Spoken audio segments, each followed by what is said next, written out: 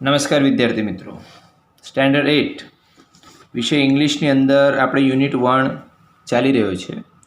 હવે યુનિટ 1ની અંદર એક્ટિવિટી 3, 4, 5, 6, 7 અને 8 આ તમામ એક્ટિવિટી એક મુદ્દા પર આધારિત છે અને એ મુદ્દો છે સિમ્પલ મોડલ એક્ઝ્યુલરીઝનો. બરાબર, તો આપણે 1 by 1 આ સિમ્પલ મોડલ એક્ઝ્યુલરીની ચર્ચા કરવાના છે. હવે સિમ્પલ મોડલ એક્ઝ્યુલરીને ગુજરાતીમાં શું કહેવાય?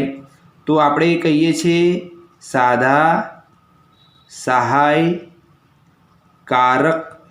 ક્રિયાપદો. હવે વિદ્યાર્થી મિત્રો, તમારે એક વસ્તુ ખાસ ધ્યાનમાં રાખવાની કે વાક્યની અંદર જ્યારે આપણે સિમ્પલ મોડલ એક્ઝ્યુલરીઝ વાપરીએ ત્યારે વાક્યમાં કોઈ પણ કાળ બનતો નથી. બરાબર, એટલે કોઈ કાળનો નિર્દેશ નથી થતો, પણ પર્ટિક્યુલર કોઈ પણ વાક્યનો ભાવ નીકળી આવે છે. વિશિષ્ટ પ્રકારનો ભાવ વાક્યની અંદર નીકળી આવે છે. હવે સિમ્પલ મોડલ એક્ઝ્યુલરીઝ કયા તો એની આપણે વાત કરીએ તો તમારે શીખવાના છે કેન. બરાબર, કેનની સાથે કુડ પણ આવી જાય. અમુક વિદ્યાર્થીઓ એને કુલ્ડ વાંચે, કુલ્ડ નહીં વાંચવાનું, કુડ વાંચવાનું. બરાબર, કેન છે, કુડ છે. ત્યારબાદ શુડ. બરાબર, ત્યારબાદ મે અને માઇટ, અને ત્યારબાદ આપણે અભ્યાસવાના છીએ મસ્ટ. બરાબર, હવે કેન ને કુડ, કેન અને food, can, food, should, May, might અને મસ્ટ. હવે કેન ને કુડ બંને શું બતાવે? ક્ષમતા બતાવે. શું બતાવે? તમારી અંદર રહેલ એબિલિટીની વાત કરે. બરાબર, કોઈ ક્ષમતા તમારે વર્તમાન કાળમાં બતાવવી હોય તો તમે કેન વાપરવાનું, અને ભૂતકાળમાં તમને કોઈ ક્ષમતા તમારી જોડે હતી ત્યારે જનરલી આપણે કુડ વાપરીએ કે ભૂતકાળમાં આવી પ્રકારની ક્ષમતા મારી અંદર હતી. બરાબર, એવો એનો અર્થ થાય. એટલે જનરલી તમારે એટલું જ ધ્યાનમાં રાખવાનું કે કેન ને કુડ ક્ષમતા દર્શક છે. જે જ્યારે પણ ક્ષમતાનો ભાવ આવે, એબિલિટીનો ભાવ આવે ત્યારે કેન ને કુડ વાપરવાનું. હવે શુડ, શુડ જનરલી સલાહ આપવા માટે થાય છે. બરાબર, ડૉક્ટર દ્વારા આપણને સલાહ આપવામાં આવે, શિક્ષક દ્વારા આપણને સલાહ આપવામાં આવે. બરાબર, તો શુડનો ઉપયોગ સલાહ અથવા નૈતિક કર્તવ્ય બતાવવા માટે થાય છે. બરાબર, નૈતિક કર્તવ્ય, જેવું કે તમારે પાણી બચાવવું જોઈએ, ગાડી ધીમે ચલાવવી જોઈએ. બરાબર, ત્યારબાદ માતા પિતાનો આદેશનું પાલન કરવું જોઈએ. ત્યારબાદ આવે છે વિદ્યાર્થી મિત્રો મે અને માઇટ. મે અને માઇટનો ઉપયોગ પરવાનગી, ત્યારબાદ સંભાવના અથવા કોઈના જોડેથી તમારે કોઈ પણ બાબતની મંજૂરી લેવી હોય તો એ નિર્દેશિત કરવા માટે આપણે મે અને માઇટનો ઉપયોગ કરીએ છીએ. બરાબર, હવે આપણે આવી જઈએ મસ્ટમાં.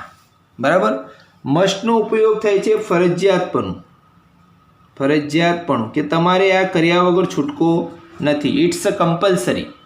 આ કમ્પલસરી છે, તમારે કરવું જ પડશે, કર્યા વગર છૂટકો નથી. એટલે તમને બધાના ખ્યાલમાં આવી ગયો છે કે કેન ને કુડ ક્ષમતા બતાવે, શુડ એ સલાહ અથવા નૈતિક કર્તવ્ય બતાવવા માટે આપણે વાક્યમાં વાપરીએ, મે અને માઇટ પરવાનગી, સંભાવના અથવા મંજૂરી બતાવવા માટે આપણે વાપરીએ, અને મસ્ટનો ઉપયોગ ફરજિયાત માટે. હવે આ દરેકના આપણે અલગ અલગ વાક્ય જોઈશું અને વાક્યનો અર્થ પણ હું તમને બતાવીશ. ચાલો, તો હવે આપણે કેનનો ઉપયોગની ચર્ચા શરૂ કરીએ. કેનનો ઉપયોગ. બરાબર, કેનનો ઉપયોગ શું બતાવવા માટે? તો ભાઈ ક્ષમતા બતાવવા માટે. That is a one type of ability. હવે પહેલું વાક્ય આપણે લઈએ કે he can perform on a high swing. Swing એટલે સર્કસની અંદર તમે જોયું હશે મોટા મોટા સ્વિંગ હોય છે, દોરડા જેવું હોય છે. તો he can perform on a high swing. ઊંચા દોરડા પર એ સ્વિંગિંગ કરી શકે છે. બરાબર, આમથી તેમ ઝૂલી શકે છે. He can perform on a high swing. જોયું તમે, એની અંદર એબિલિટી છે.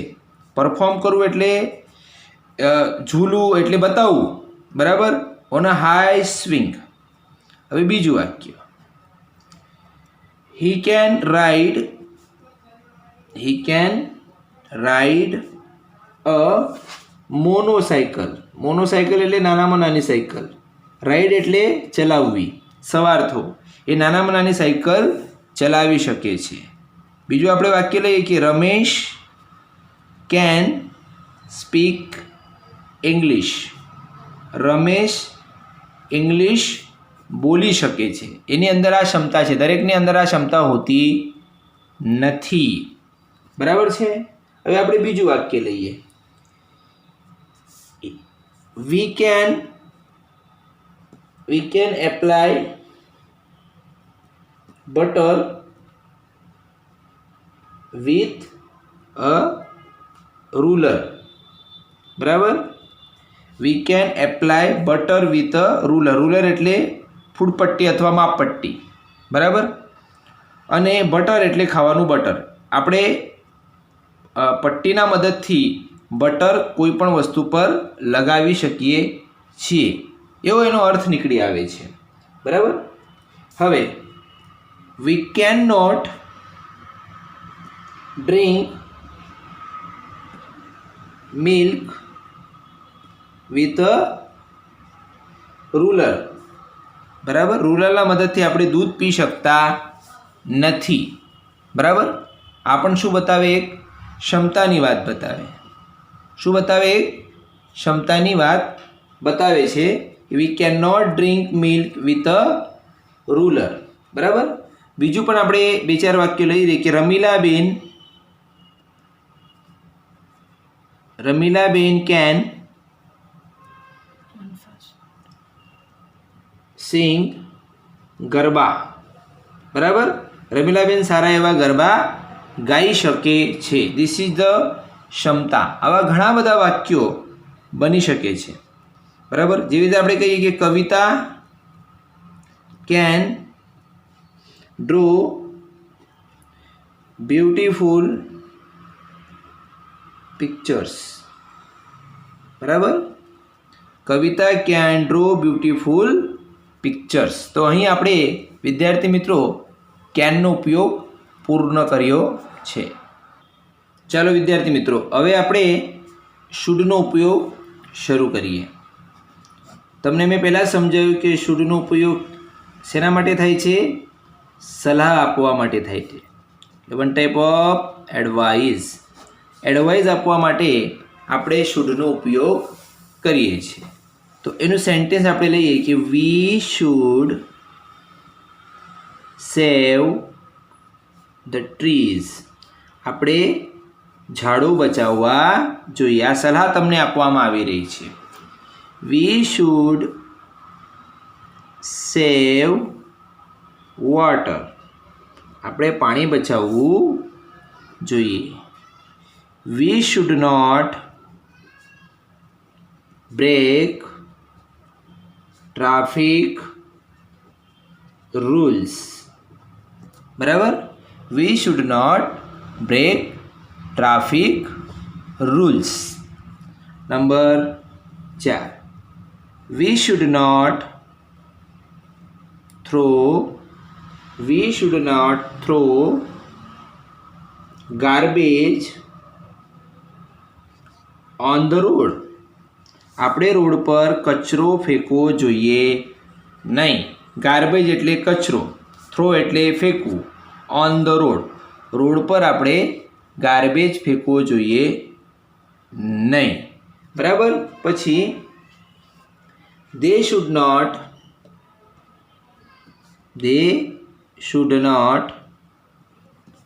go near the cage. બરાબર. જ્યારે તમે પ્રાણી સંગ્રહાલયમાં જાઓ છો ત્યારે પ્રાણીઓના કેજને નજીક તમારે જવું જોઈએ નહીં. આ પણ એક સલાહ છે. પછી we should respect our teachers. આપણે આપણા શિક્ષકોની શું કરવું જોઈએ? રિસ્પેક્ટ કરવું જોઈએ. આ તમને રિસ્પેક્ટ કરવા બહુ સારી રીતે આવડે છે શિક્ષકોની, બરાબર? એટલે હું તમને સલાહ આપું છું કે we should respect our teacher. શિક્ષકોની રિસ્પેક્ટમાં તમે સૌથી આગળ પડતા છો. તેથી વિદ્યાર્થી મિત્રો, આ મારી સલાહ છે કે તમારે બહુ સારી એવી રિસ્પેક્ટ કરવી જ જોઈએ શિક્ષકોની. પછી we should respect our parents. બરાબર? માતા પિતાની રિસ્પેક્ટ કરતાં તો તમે હવે બહુ સારી રીતે શીખી ગયા હશો. કોરોના વાયરસમાં તમે સતત ને સતત ઘરે છો, તો માતા પિતાની રિસ્પેક્ટ કરતાં તમે બહુ સારી રીતે શીખી ગયા હશો. તો કેટલા બધા વાક્યો મેં તમને સમજાવી દીધા વિદ્યાર્થી મિત્રો, બરાબર? જુઓ પહેલું વાક્ય, we should save the trees, we should save water, we should not break traffic rules, we should not throw garbage on the road. બરાબર? ત્યાર પછી they should not go near the cage, we should respect our teachers, we should respect our parents. હવે હજી હું આગળની સલાહ તમને આપી શકું છું, બરાબર? we should take corona vaccine. બરાબર ને? આપણે કોરોના વેક્સિન લેવી જોઈએ. ભલે કોઈ કંઈ પણ કહે, કોરોના વેક્સિન સંપૂર્ણ રીતે શું છે? સુરક્ષિત જ છે. એટલે જ્યારે આપણો સમય આવે ત્યારે આપણે કોરોના વેક્સિન લેવી જોઈએ. બરાબર? આ એક પ્રકારની શું છે? તમને સલાહ આપવામાં આવે છે. We should save our animals. આપણા પ્રાણીઓને આપણે બચાવવા જોઈએ. We should not tease our animals. બરાબર? આપણા પ્રાણીઓને આપણે ટીઝ કરવા ન જોઈએ, એટલે ચીડાવવું જોઈએ નહીં, હેરાન પરેશાન કરવું જોઈએ નહીં. Number 11, V should save our environment. આપણું પર્યાવરણ આપણે બચાવવું જોઈએ. ખાસ કરીને પર્યાવરણ રહેશે તો જ આપણે જીવીશું. પર્યાવરણ ન બચે તો આપણે જીવી શકતા નથી. તો ટોટલ આપણે 11 સેન્ટેન્સ પર ચર્ચા કરી લીધી, બરાબર? એટલે ઘણી બધી સલાહ પણ તમને આમાંથી મળી ચૂકી છે. એટલે શુડનો ઉપયોગ ફક્ત ને ફક્ત સલાહ આપવા માટે થાય છે. ચાલો હવે આપણે મે અને માઇટના ઉપયોગની ચર્ચા શરૂ કરી છે. બંનેનો અર્થ એક જ થાય, પરવાનગી અથવા તો સંભાવના. પેલું વાક્ય, ઇટ મે રેન ટુડે. કદાચ આજે વરસાદ પડવાની શું છે? સંભાવના છે. આ શું બતાવ્યું? સંભાવના. My brother may come tomorrow. મારો ભાઈ આવતીકાલે આવી શકે છે. My brother may come tomorrow. જો એની આવવાની સંભાવનાની વાત અહીં કરી છે. It may corona go. બરાબર? It may corona go. કદાચ કોરોના જવાની સંભાવના વ્યક્ત કરવામાં આવી રહી છે. It may corona go. બરાબર? ત્યારબાદ આ બધે 3 મેં જે સેન્ટેન્સ લીધા વિદ્યાર્થી મિત્રો, આ 3 સેન્ટેન્સ શું બતાવે છે? સંભાવના. હવે આપણે પરમિશન વાળા લઈએ. આઈ મે ગો ટુ શિમલા. બરાબર? આઈ મે ગો ટુ શિમલા. શું હું શિમલા જઈ શકું છું? આ તમે તમારા મધર ફાધર જોડેથી આવી રીતે પરવાનગી માંગી શકો છો. હવે જેવી રીતે આપણે ક્લાસમાં એન્ટ્રી કરીએ તો પૂછીએ, મે આઈ કમ ઇન સર. બરાબર? May I come in sir? એવો ક્વેશ્ચન તમે કરી. ઘણા વિદ્યાર્થીઓ શું બોલે? My come in sir. બરાબર? તો આવી રીતે ભૂલ થાય અને માય ન વંચાય વિદ્યાર્થી મિત્રો, મે વંચાય. તો હવે જ્યારે પણ તમે પરમિશન માંગશો ત્યારે માય કમ ઇન નહીં બોલવાનું, મે I come in sir. Sir હોય તો સર ને ટીચર હોય તો ટીચર. આવી રીતે વ્યવસ્થિત રીતે તમારે શું માંગવાની છે? પરમિશન માંગવાની છે. પછી I may take rice and દાલ. બરાબર? અહીંયા એક પરમિશન જ છે. શું હું રાઈસ અને દાલ લઈ શકું? બરાબર? શું હું રાઈસ એટલે ભાત અને દાલ એટલે દાળ ભાત લઈ શકું? બરાબર? હવે થોડાક આપણે માઇટવાળા પણ વાક્ય જોઈએ. It might rain today. જો મેં અહીંયા સૌપ્રથમ જે સેન્ટેન્સ લીધું હતું એમાં મેં લીધો હતો. It may rain today. અહીંયા શું લીધું છે? It might rain today. બરાબર? બંનેનો અર્થ એક જ નીકળી આવે છે. બંનેમાં શું બતાવે છે? સંભાવના. શું બતાવે? સંભાવના. હવે જુઓ, યુ માઇટ. જો વિદ્યાર્થી મિત્રો, યુ માઇટ ગેટ એડમિશન. બરાબર? એટલે તને એડમિશન મળવાની શું છે? સંભાવના છે. Sentence number 9. We might win the match. બરાબર? આપણે મેચ જીતવાની શું છે? સંભાવના છે. આપણે એવી વાતો કરીએ કે ભાઈ આજે આપણે મેચ જીતી શકીએ છીએ. Number 10. We might not get the bus today. કદાચ આજે બસ મળવાની સંભાવના નથી. We might not get the bus today. આજે આપણને બસ મળવાની સંભાવના નથી. We might not get the bus today. આજે આપણને બસ મળશે નહીં. એવો અહીંયા ભાવાર્થ નીકળી આવે છે. બરાબર?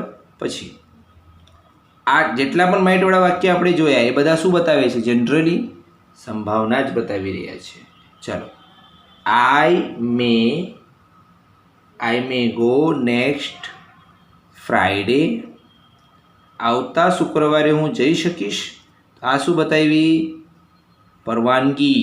તો વન ટાઈપ ઓફ પરમિશન. બરાબર? આ વાક્યની અંદર આવે પરવાનગી. શું આવી? પરવાનગી. I may go next Friday. બરાબર? પછી I may buy jeans and T shirt. શું હું જીન્સ અને ટી શર્ટ ખરીદી શકું છું? આ પણ એક પરવાનગી છે. અહીંયા પણ શું આવે છે? એક પરવાનગી નીકળી આવે છે. Number 13. I may come at your house. શું હું તારા ઘરે આવી શકું છું? I may come at your house. શું હું તારા ઘરે આવી શકું છું? આ પણ એક શું બતાવે છે વિદ્યાર્થી મિત્રો? પરવાનગી જ બતાવે છે. પછી I may watch a movie. બરાબર? આઈ મે વોચ અ મૂવી. શું હું મૂવીઝ જોઈ શકું છું? બરાબર? આનો અર્થ એવો થાય. પછી sentence number 50. I may go on foot. બરાબર, હું પગે ચાલી શકું છું, એવી રીતે. આટલા બધા સેન્ટેન્સ આપણે જોયા છે. હવે ફરી એક વખત આપણે નજર કરી દઈએ. બરાબર, જો ઇટ મે રેન ટુડે, સંભાવના. My brother may come tomorrow, સંભાવના. ઇટ મે કોરોના ગો, બરાબર, સંભાવના જ બતાવી, કોરોના જઈ શકે છે. I may go to Shimla, પરવાનગી. મે આઈ કમિન સર, પરવાનગી. પછી I may take rice and dal, પરવાનગી. હવે માઇટવાળા ચાલુ થાય છે. જુઓ, માઇટવાળામાં વધુ પડતા આપણે સંભાવનાના વાક્ય લીધા છે. બરાબર, it may rain today, you might gate permission, we might win the match, we might not get the bus today. These all sentences are showing only for સંભાવના, possibility. સંભાવનાને આપણે ઇંગ્લિશમાં શું કહીએ? પોસિબિલિટી. આગળના સેન્ટેન્સ જુઓ. Sentence number 11. I may go next Friday. I may buy jeans and t-shirt. ખરીદવું, by, કે હું ખરીદી શકું છું, એમ. પછી I may come at your house. I may watch a movies, હું મૂવી જોઈ શકું છું. I may go on foot, બરાબર, હું પગે ચાલી શકું છું. હવે આપણે મસ્ટનો ઉપયોગ જોઈશું. મસ્ટનો ઉપયોગ શેના માટે? ફરજિયાતપણું. આ ફરજિયાતપણું બતાવવા માટે it is a compulsory sense. બરાબર, કમ્પલસરીપણું બતાવવા માટે આપણે વાપરીએ છીએ વિદ્યાર્થી મિત્રો must.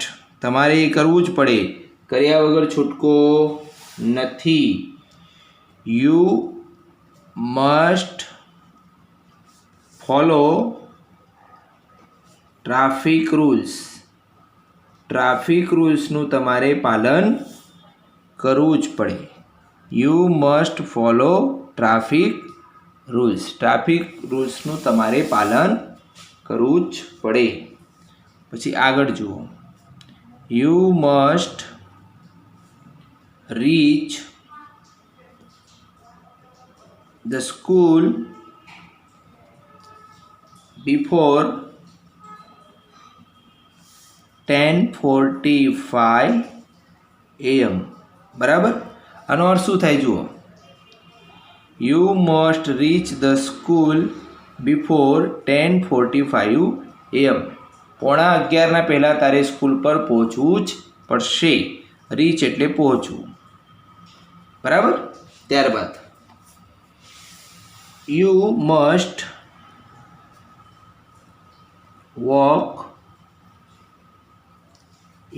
Walk fast to catch the train.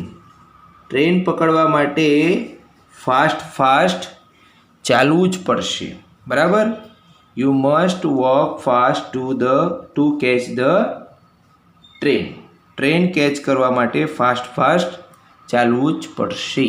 બરાબર, ચાલ્યા વગર છૂટકો નથી. હવે સેન્ટેન્સ નંબર 4. બરાબર, હવે I must find the key. I must find the key of my house. મારા ઘરની ચાવી મારે શોધવી જ પડશે. ફાઇન્ડ કરવું એટલે શોધવું. મારા ઘરની ચાવી મારે શોધવી જ પડશે. શોધ્યા વગર છૂટકો નથી. I must find the key of my house. Number 5. You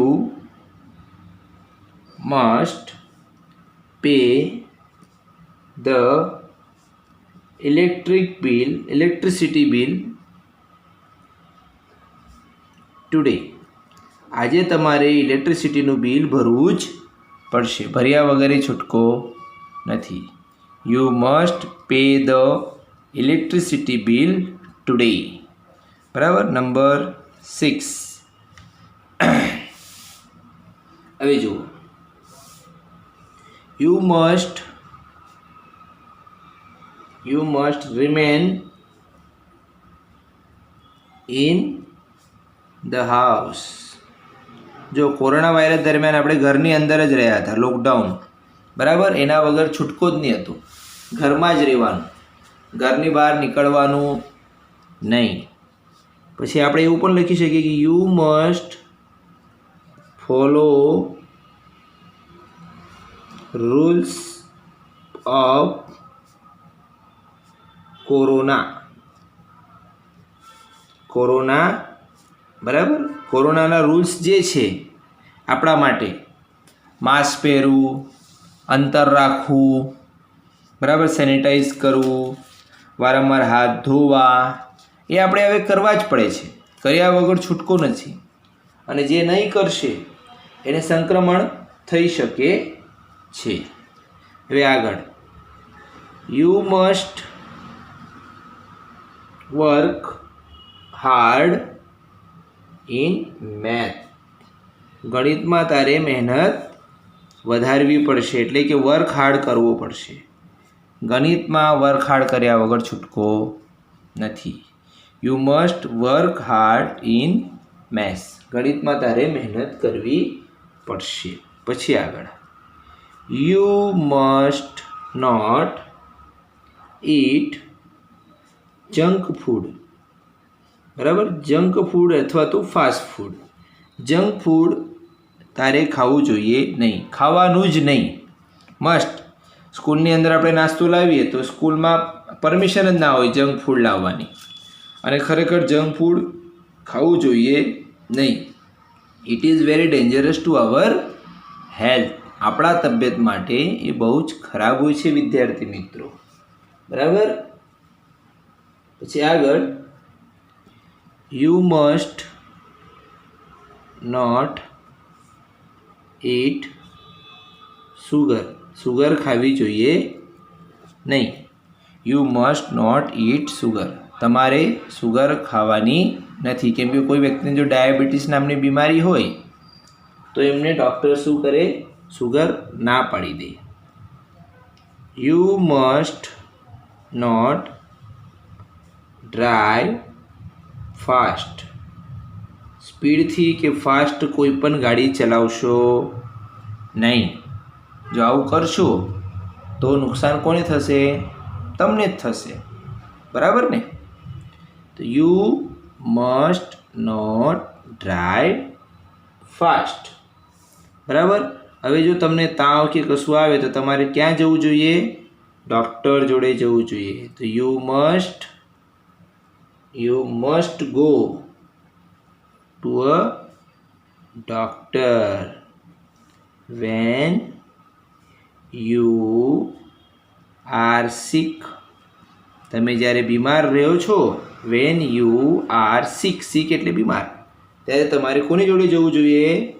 તો ભાઈ ડૉક્ટર જોડે તો આપણે જવું જ જોઈએ. ડૉક્ટર વગર છૂટકો નથી. ડૉક્ટરની સલાહ મુજબ જ આપણે દવા લેવી જોઈએ. You must call the fire brigade અથવા તો ફાયર ફાઇટર્સ ઇમિડિયેટલી. તમારે ધારો કે ઘરની આજુબાજુમાં કશે પણ આગ લાગી હોય તો તાત્કાલિક તમારે ફાયર ફાઇટર્સને શું કરી દેવાનું છે? ફોન કરી દેવાનો છે. અને ફોન કરીને એમને તાત્કાલિક ઘટના સ્થળે બોલાવી લેવાના હોય છે વિદ્યાર્થી મિત્રો. બરાબર. હવે લખે છે કે Rahul must not drive a car without licence. બરાબર. લાયસન વગર, વિધાઉટ એ લાયસન્સ, બરાબર. લાયસન વગર તમારે કાર ચલાવવી જોઈએ નહીં. તો અહીં આપણા વિદ્યાર્થી મિત્રો મસ્ટના વાક્યો પણ પૂર્ણ થયા છે. હવે હોમવર્ક વ્યવસ્થિત સાંભળી લેજો. મેં તમને આ સેન્ટેન્સ જેટલા પણ ભણાવ્યા, બરાબર, કેન, શુડ પર, મે અને માઇટ પર, અને ત્યારબાદ, બરાબર, અને ત્યારબાદ તમને મેં ભણાવ્યું મસ્ટ. હવે તમારે હોમવર્કમાં શું કરવાનું છે? હોમવર્ક પર ધ્યાન આપજો. હોમવર્ક, બરાબર, અહીંયા તમને આપી દઉં છું હોમવર્ક. તમારી ચોપડીની અંદર એક્ટિવિટી નંબર 3, 4, 5, 6, 7 અને 8 આ તમામ એક્ટિવિટી મેં જે ભણાવ્યું એના પર જ આધારિત છે, બરાબર. તો આ તમામ એક્ટિવિટી તમારે નોટબુકમાં કરી નાખવાની. જેટલા સેન્ટેન્સ મેં સમજાવ્યા એ પણ નોટબુકમાં લખવાના, અને આ તમામ એક્ટિવિટી તમારે નોટબુકમાં કરવાની. અહીં આપણો યુનિટ નંબર 1 ફિનિશ થાય છે, બરાબર. આ યુનિટ 1ની એક્ટિવિટી છે, બરાબર, ધ્યાન આપજો. વિડીયોની અંદર હવે કોઈ ઇમેજ મેં મૂકી નથી. અહીંયા હું તમને સમજાવી દઉં છું. This is your homework. Activity number 3, 4, 5, 6, 7, 8. It is depend on a simple modal auxiliaries. આજે આપણે જે ટોપિક શીખ્યા છે એનું નામ છે સિમ્પલ મોડલ એક્ઝ્યુલરીઝ, જેને ગુજરાતીમાં આપણે કહીએ છીએ સાદા સહાયકારક ક્રિયાપદો. બરાબર વિદ્યાર્થી મિત્રો, આટલું કરી નાખજો. ધન્યવાદ.